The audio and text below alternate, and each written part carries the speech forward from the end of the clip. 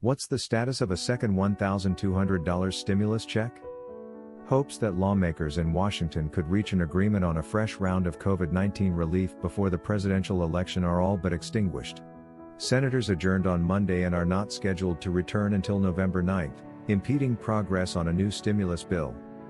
Shares fell Monday as Congress failed to find a breakthrough and as investors fretted over an ongoing surge in coronavirus cases around the United States.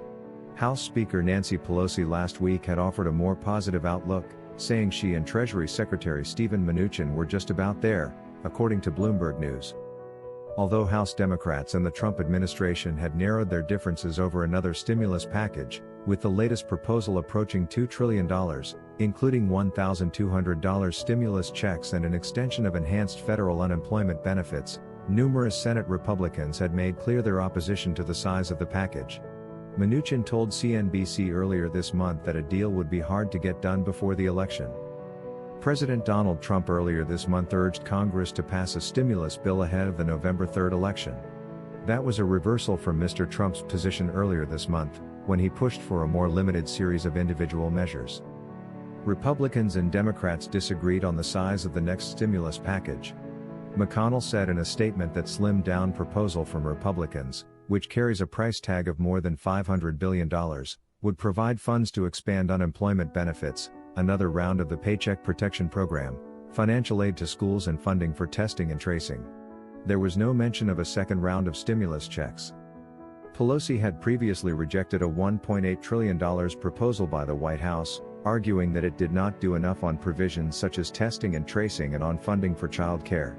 Earlier this month, Mnuchin said the administration's priority is to use $300 billion left from the Coronavirus Aid, Relief, and Economic Security, or CARES, Act to fund the Paycheck Protection Program with $130 billion, as well as to provide aid to the ailing airline industry. Even before the Senate adjourned, Wall Street analysts were skeptical about the odds of reaching a compromise on either a broad package or more limited measures, such as a stimulus payment, before the election. Replenishing the Paycheck Protection Program, which offers low-cost loans to small businesses, is unlikely because lawmakers in both parties would likely want to attach additional measures to such a bill, Goldman Sachs economist Alec Phillips told investors in a report. A standalone bill to authorize another round of stimulus payments to individuals is even less likely, as neither party has made this a priority, after both political allies and opponents of Mr. Trump had voiced their opposition to his decision to shut down the stimulus negotiations. The president's push for smaller relief bills appears to be a hasty attempt to clean up a spreading political mess, according to Height Securities. A boost of $1,200 per adult would certainly help alleviate financial stress, yet that one-time payment would only go so far, a month's rent, for instance, or help with groceries and other bills. As with the initial round of checks, they would be distributed to everyone earning less than $75,000 per single taxpayer or $150,000 per married couple, regardless of whether they lost work or income.